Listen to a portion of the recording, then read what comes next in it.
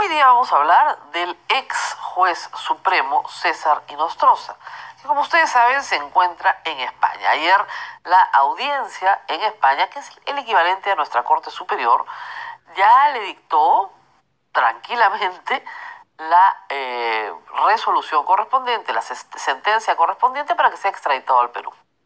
Sin embargo, algunos detalles importan. La audiencia encuentra que hay una doble imputación, es decir, que es delito en España y es delito en el Perú, que es el requisito básico para la extradición, por lo menos 3 delitos: patrocinio ilegal, negociación incompatible y tráfico de influencias. Para que se hagan una idea, ¿no es cierto?, de las penas que le esperan por estos delitos, vamos a enumerar cuáles son las máximas y las mínimas. En patrocinio ilegal, máximo 2. En negociación incompatible, de 4 a 6, y en tráfico de influencias, por tratarse de un funcionario público, de 4 a 8 años. Eso es todo. Ustedes dirán, pero no es mucho. Bueno, es que son delitos que no tienen penas muy altas. Organización criminal tiene una pena de hasta 35 años. Por eso era muy importante que el señor Inostroza sea extraditado bajo, ¿no es cierto?, la premisa de que se le va a imputar por organización criminal. Cuando a uno lo extraditan, solo lo pueden juzgar por aquellos delitos autorizados en la extradición. Lo que no se ha autorizado en la extradición no puede ser juzgado. Esa es una de las ventajas de que te extraditen. Por ejemplo, Alberto Fujimori, cada vez que se ha querido ampliar la extradición para nuevos casos, se ha tenido que solicitar a la Corte Suprema de Chile. Si Alberto Fujimori cometiera un delito hoy en el Perú, eso no estaría sujeto a extradición. Pero todo lo que cometió antes de venir al Perú sí está sujeto a extradición. En esa forma, el señor Inostroza se ha ido a un país que tiene, la verdad, garantías para el debido proceso y se ha asegurado de que se le acote el proceso. ¿Por qué la audiencia dice que no hay organización criminal? No es un mero capricho, da 2 motivos. El primero es que para que haya una organización criminal tiene que haber más de uno. No hay una organización criminal con un solo miembro, porque ya no es organización criminal, ¿no es cierto? Es la actividad criminal de una persona. Para que haya organización tiene que haber por lo menos 2. Y si hay más, mucho mejor. Lo que sucede es que el Congreso de la República excluyó del delito de organización criminal a los miembros del Consejo Nacional de la Magistratura, que en teoría eran los que estaban en el mismo grupo. Pero también la Corte en España ha dicho que no han podido acreditarse el grado de complicidad con otros imputados en otros casos.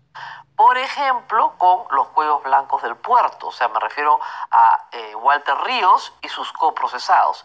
Tampoco con los empresarios, ¿no es cierto?, Camayo, Mendoza, etc. La amistad que puede estar probada, el conocerse, el tratarse con cierto amiguismo, las formas de conversar entre ellos, efectivamente denotan un grado de convivencia y amistad, pero dice la Corte que eso no basta para probar organización criminal. Inmediatamente las culpas han comenzado pues a imputarse, ¿no? ¿Quién tiene la culpa de que Inostroza no venga al Perú con el delito de organización criminal encima? En primera instancia el Congreso, porque el Congreso se negó a imputarle organización criminal a los miembros del CNM. Y así lo dice la resolución, ¿eh? Pero Ursula Letón ha salido inmediatamente a decir 2 cosas. La primera es que la Fiscalía ha formulado mal el cuadernillo de extradición y eso no es culpa del Congreso. Perdón, voy a tener que tomar agua. Eso no es culpa del Congreso porque el Congreso ha finalmente hecho su trabajo. y que si no se le imputó organización criminal a los demás miembros del CNM, es por culpa del congresista Horacio Pacori, que formuló mal la investigación. Entonces están echándose las culpas. Lo cierto es que si el señor Inostroza no viene por organización criminal, solo se le puede imputar una prisión preventiva de 18 meses, ya no de 36, porque no hay organización criminal. Y por otro lado, si llega a Lima y le dice al juez, sí, pues soy culpable, efectivamente, reconozco mi delito, ¿ok? Entonces el juez le dice, ya, del mínimo legal que es 4, en tráfico de influencias te pongo 1/3, o te pongo la mitad. y no tiene prisión efectiva. Se va a su casa. Chao. Esa es la situación de Inostroza y por eso era necesario ponerlo en una organización criminal. ¿Se va a apelar? Sí se va a apelar. Las dos partes van a apelar. El señor Inostroza está apelando porque sus abogados quieren exculparlo y que si se regresa al Perú no se le procese. Y también, por supuesto, la parte del Estado está apelando porque quiere ampliar a organización criminal. Se puede, sí se puede, se llama derecho de súplica, pero vamos a ver si la audiencia quiere cambiar lo que ya resolvió. Una vez que esa resolución se expida, cosa juzgada, ya no se puede cambiar. Tendrían que haber hechos nuevos, desconocidos para la Corte para poder ampliar a organización criminal. Entonces, se viene Inostroza al Perú sin organización criminal y sí le pueden poner una pena, pero creo yo que puede ser una pena bien disminuida en esta oportunidad. Porque claro, de acuerdo a la ley, las penas pueden ser sumadas. Yo puedo sumar 2 más 6 más 8, 16. Pero el asunto es que nadie pone en el Perú dice las penas sumadas, ni le van a poner 16 años, créanme. Y menos si llega y dice, sí, pues señor, yo he hecho eso, porque total, todas estas penas acarrean inhabilitación para el cargo de vocal supremo. No va a regresar a la Corte Suprema, aunque ya ha regresado antes, ¿no? Cobrando de vengados incluidos. Pero en fin, pero no creo que una Junta Nacional de Justicia más o menos decente le permita volver a entrar a la Corte Suprema.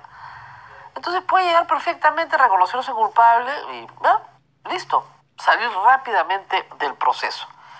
Hay algunos de ustedes que preguntan por qué el proceso de Inostroza no ha demorado casi nada y el de Toledo todavía sigue en trámite después de tantos años, si se trata de extradiciones, y una además empezó mucho antes, la de Toledo. Por varias razones. Primero, Inostroza huye ya con un impedimento de salir del país. Tiene que salir por la frontera de manera escondida, camuflada, huye. Es un reo, si quieren, en fuga. Entonces, cuando lo detienen en España, inmediatamente lo mandan a una prisión.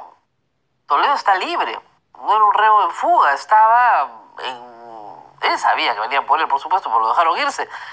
Estaba en Estados Unidos, en Palo Alto, en el momento en que Barata narra, digamos, las primeras revelaciones sobre las coimas solicitadas y recibidas por Alejandro Toledo. Pero luego, como es un procedimiento político la extradición, la tiene que aprobar primero el Consejo de Ministros en el Perú y luego la solicita la Cancillería.